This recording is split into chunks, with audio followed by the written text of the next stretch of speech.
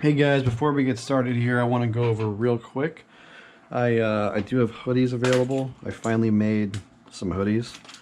The back has some artwork with a picture of a tent and a campfire, and it says "Home Sweet Home."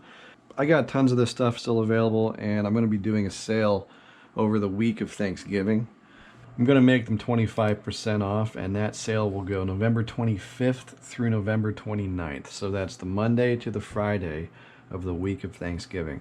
So if you guys want any of this stuff, you can get it discounted at that time. So anyway, please enjoy the video, and I hope you learned something about dispersed camping. Okay, well, I've had a lot of requests from people who want to know how I find my dispersed camping locations. And I've been meaning to make this video for a long time. I just kept putting it off because I had to figure out how to use screen capture software, and I was just being lazy about it. But there's no reason why I can't get this done and actually help you guys out and show you how I prefer to do this.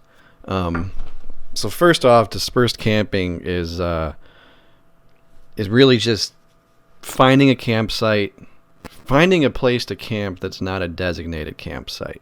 And it's only available in certain parts of the United States. A lot of states don't have the kind of public land that's required for something like this to be possible.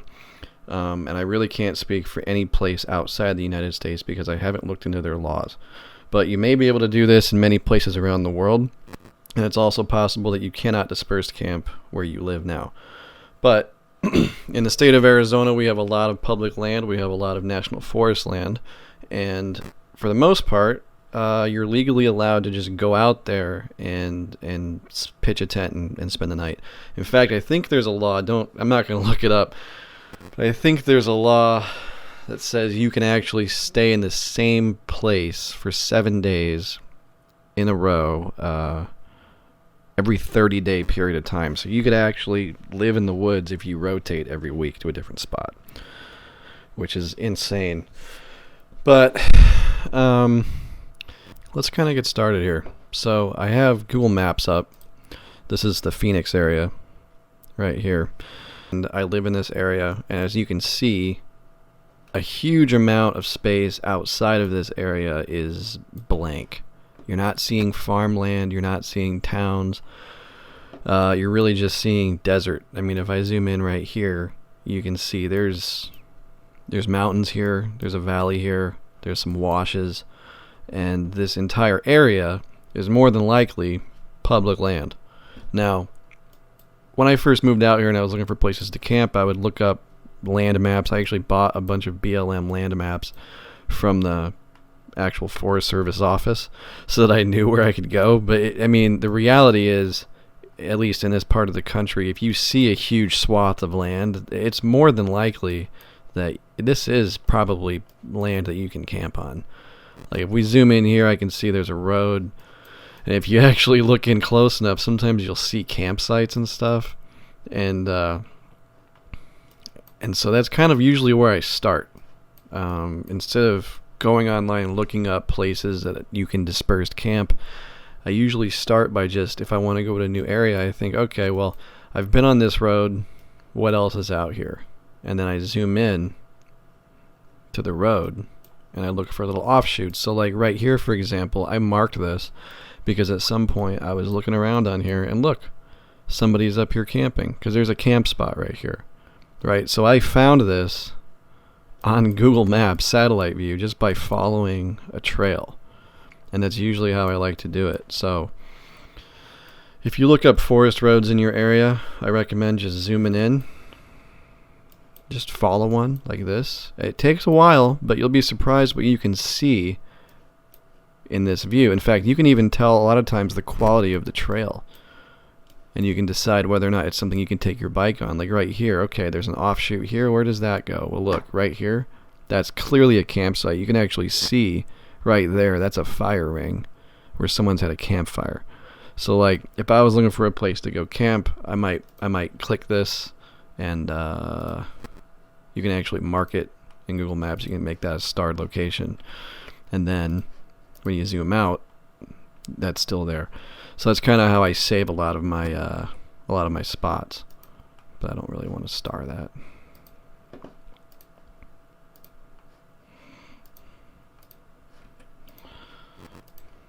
There we go. So yeah, if I follow this down here, there's more little trails shooting off of this trail, and you can see some of these, like this one, doesn't really seem to go anywhere. So I don't know what that is. It could be there's a campsite there. You really never know. So let's see. The last time I did this was when I went to, I believe I camped up in near Payson, right? So this is the Phoenix area. Payson's over here. I wanted to come up here and camp. I knew that there was a forest road network but in these mountains here because I had ridden from 288 and Young, and I had taken forest roads all the way out here and back into Payson before. So I knew there was a place to camp over here. So I zoomed in, I found the trail that I had taken back to the main road. Okay, so this is the road here. It's the last time I went out. I followed this road all the way down here until I found a spot that looked like a cool place to camp. There's actually an area right here. It's like I think it's for like vacation homes and stuff. But just past that, there's this trail here, which you can take a right onto, and it goes out onto these beautiful, flat, grassy areas. And I actually had seen this, and I was like, oh, it'd be so cool to come down here and camp right in this location, because I'd probably have a sweet view of whatever's down here. Turns out, in reality, it wasn't quite as good, because this whole area was sloped down, so there was no real good surface to go camping on. And all these trees are at the same altitude as this area, so you can't see anything. You're just sitting in a pocket of trees.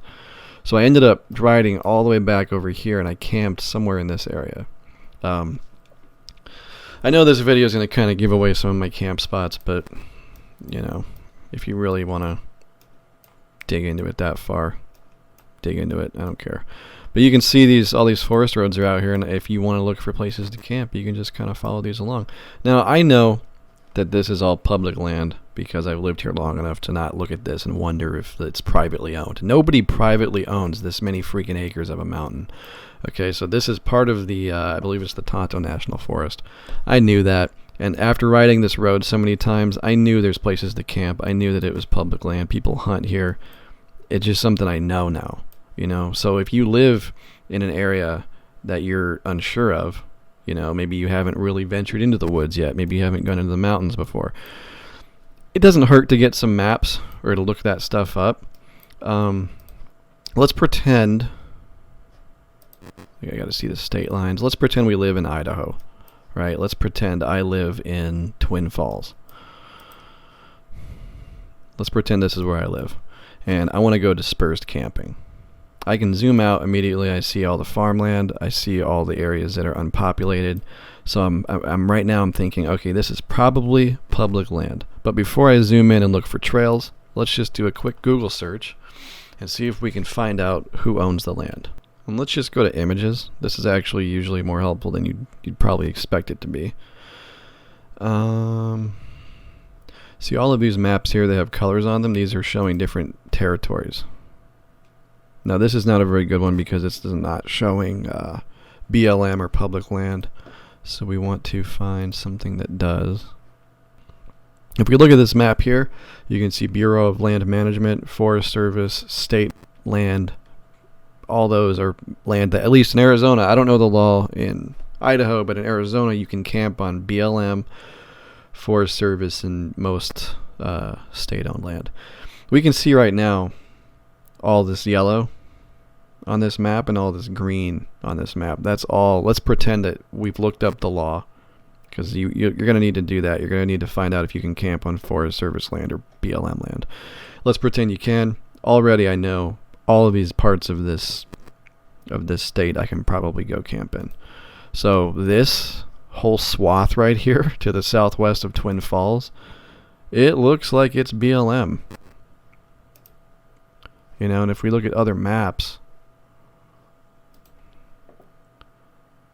I mean, you're probably going to be good. So at this point, I would probably say that's good enough. And then if you zoom in and you look for trails and you follow some trails, you'll be able to spot if people have actually gone out there and done any camping. This terrain looks odd. It's very red. So like, you know, you see this trail out here. Oh look, there's a trail that takes off to the side here. It doesn't look like a very nice area to camp, but I'm guessing that they are not gonna care if you're out here. So at this point, I would say that's probably enough to go on. And if you're really concerned about it and you want to make sure you're within the law, call the Forest Service and ask if you can camp in that area. You know, but more than likely, if you see trails that are well traveled and you see areas on here that people have frequently come out here to recreate on, you're probably good to go. And that's usually all I do. Like I've thought before about doing road trips. Oh, look at all these trails that come all the way out here. See, Google actually picks up these two little tire tracks and marks it as a path. You see that? Look at all this. Yeah, man, I'm sure you could come out here and camp. What is that? See, this might be fun to investigate. What is that? It's like an alien landing site. Yeah, you guys should check this out. Here's the coordinates. Somebody go check that out and send me a picture on Instagram. Tell me what that is. I'm sure somebody lives in Twin Falls. But yeah, I would guess this is probably a good place to go. And if you're really worried about it, call the Forest Service. Tell them you want to come out here and camp. They're going to tell you right away because it's their job. You know, I think we're lucky to live in a country where we have this much public land that we can actually have and use. Let's pretend I live in, let's pretend I live in Salt Lake City. I live here. I zoom out. I see these mountains. Now, these are probably not places you can dispersed camp. It's harder to find trails in mountain ranges, I find. But, like, this is a neighborhood. People live up here. So there's probably a lot of private property, especially because of how close it is to Salt Lake City. Might be worth looking up a land map for Utah. Let's see what we can find. Utah land management. Oh, there we go.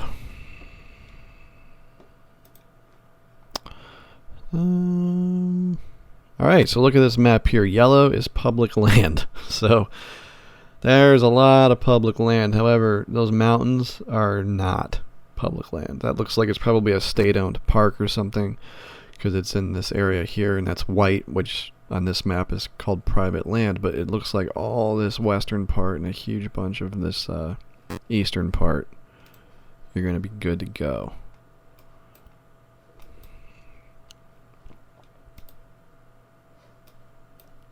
So actually, if you live in Salt Lake City, it looks like this area here is where you're going to need to go if you want to do some camping.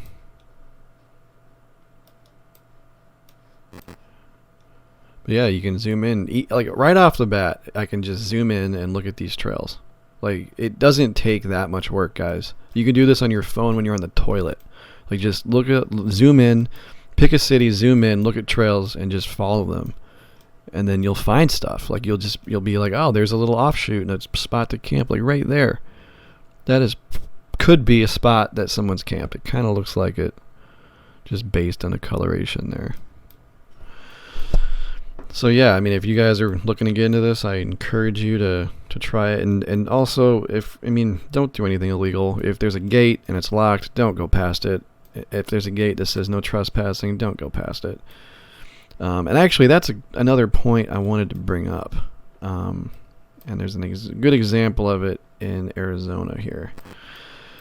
Couple videos ago, I wanted to come out and camp in the Harquahala mountain area. And I was planning on riding up this mountain and camping, and I had found this cool spot down here that I wanted to investigate. And when I got here, I looked at the mountain and I thought, I don't feel comfortable riding up that because it ends up being pretty steep. I didn't feel comfortable riding up that with a fully loaded bike. So I had also marked a plan B, right? Because I thought of that before I came out here, and I thought, I'm going to check out this trail right here. So I marked it. Before I came out, before I even left my house, I went into Google Street View.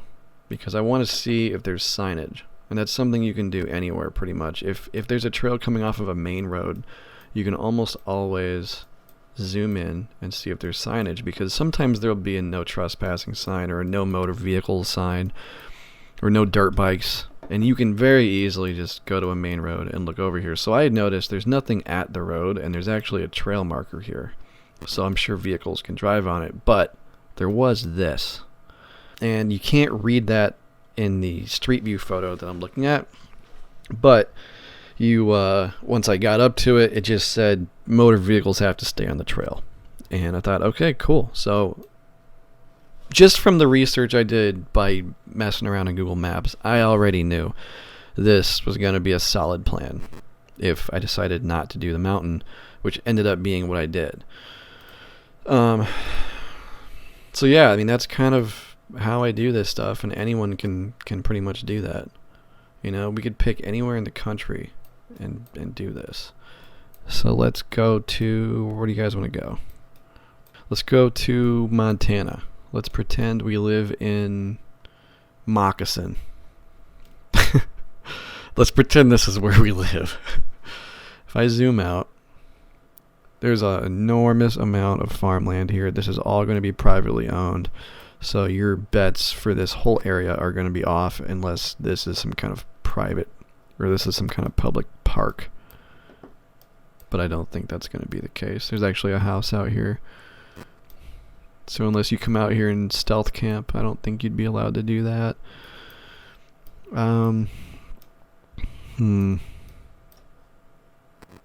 Looks like outside of these farmland areas, there's a lot right here. And there's trails out there.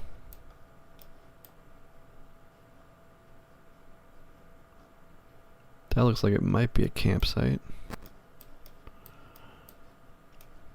But my point is, you can tell that people have been out here, and people come out here regularly enough to leave tracks. They come out here, look, there's some donuts. Someone's come out here to mess around. This is probably public land, which I'm estimating that before I even look up an actual map. There's a pretty main road there.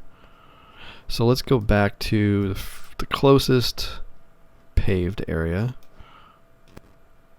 Well, that's not going to be it.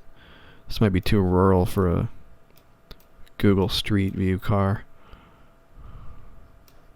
I want to zoom in on the street again and see if I can see signage.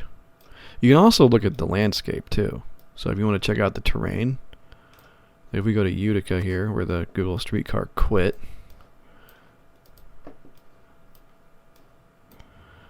you can kind of get I mean, that's a really low quality image, but you can kind of get a feel for what this terrain is, right? So you know that area is gravel.